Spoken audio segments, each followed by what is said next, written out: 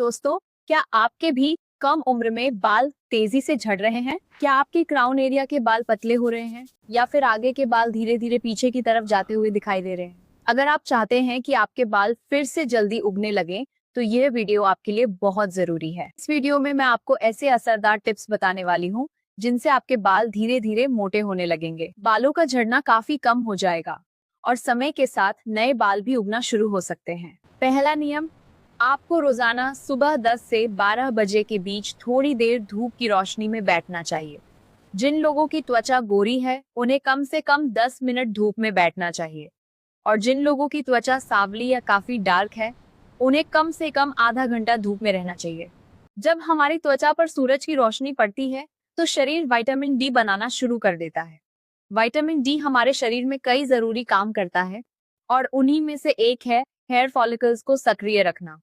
Hair follicles वही छोटे छोटे स्ट्रक्चर होते हैं जहां से नए बाल उगते हैं। रिसर्च में यह देखा गया है कि जिन लोगों के शरीर में विटामिन डी की कमी होती है, उनमें अक्सर हेयर फॉल और हेयर थिनिंग की समस्या ज्यादा देखने को मिलती है। विटामिन डी स्कैल्प में मौजूद हेयर फॉलिकल्स को ग्रोथ फेज में आने में मदद करता है। यही वह फेज होता है जिसमें नए बाल उगते हैं और बालों की लंबाई बढ़ती है। अगर किसी वजह से आप रोजाना धूप में नहीं बैठ सकते, तो कम से कम हफ्ते में 3 बार जरूर धूप में बैठने की कोशिश करें और कोशिश करें कि दोपहर की तेज धूप से बचें। दूसरा नियम, रोजाना सुबह उठ के 10 मिनट अनुलोम विलोम और 5 मिनट कपाल भारती करें। जब आप अनुलोम विलोम और कपाल भारती करते हैं, तो शरीर में ऑक्सीजन की सप्लाई बेहतर हो जाती है। इससे खून का संचार यानी ब्लड सर्कुलेशन भी बेहतर होता है। जब स्कैल्प यानी सिर की त्वचा तक ज्यादा ऑक्सीजन और न्यूट्रिएंट्स पहुंचते हैं, तो हेयर फॉलिकल्स को पोषण मिलता है, जिससे बालों की जड़ें मजबूत होती है। इसके साथ साथ अनुलोम विलोम और कपाल भारती से स्ट्रेस, जो कि बहुत से लोगों में बाल झड़ने की एक बड़ी वजह है, वह भी कंट्रोल में रहता है। तीसरा नियम, रोजाना 7 से 8 घंटे की अच्छी नींद ले। जब आप रोजाना 7 से 8 घंटे की अच्छी नींद लेते हैं, तो शरीर का हार्मोन बैलेंस बेहतर रहता है, स्ट्रेस कम होता है और बालों की जड़ों को सही न्यूट्रिशन और ब्लड सर्कुलेशन मिलता है। हमारे शरीर में कई जरूरी रिपेयर प्रोसेसेस शुरू हो जाते हैं। सोने के समय ही शरीर ग्रोथ हार्मोन रिलीज करता है, जो हमारे सेल्स को रिपेयर करने और नए सेल्स बनाने में मदद करता है। बाल भी हमारे शरीर के सेल्स से ही बनते हैं, इसलिए जब शरीर को पूरी और अच्छी नींद मिलती है, तो हेयर फॉलिकल्स यानी बालों की जड़ों को भी रिपेयर होने और मजबूत बनने का मौका मिलता है। चौथा नियम, रोजाना 15 मिनट हेड मसाज करें, जिससे आपका ब्लड सर्कुलेशन और तेज होगा। पांचवा नियम, आप डेली 20 से 30 मिनट कोई भी कार्डियो एक्सरसाइज कर सकते हैं, जैसे जॉगिंग, रनिंग या साइकिलिंग। छठे नियम में हम बात करेंगे एक super powerful hair growth spray की, जो आपको डेली सुबह को और सोने से पहले लगाना है बालों की जड़ों में। इसको बनाने के लिए आपको लेना है 1 चम्मच मेथी के बीज, 1 चम्मच कलौंजी, 1 चम्मच अलसी यानी फ्लैक्स सीड्स, 1 गुड़हल का फूल, 4 से 5 करी पत्ते, 2 लौंग और 1 चम्मच रोजमेरी लीव्स। इन सबको एक पैन में डालें और उसमें फिर 2 कप पानी डाल दें और फिर धीमी आंच पे 10 से 15 मिनट तक उबालें, जब तक इसका पानी आधा नहीं रह जाता। जब पानी आधा रह जाए, तो गैस बंद करें और पानी को ठंडा होने दें। फिर छानकर किसी स्प्रे बोतल में स्टोर कर लें और फ्रिज में रखें।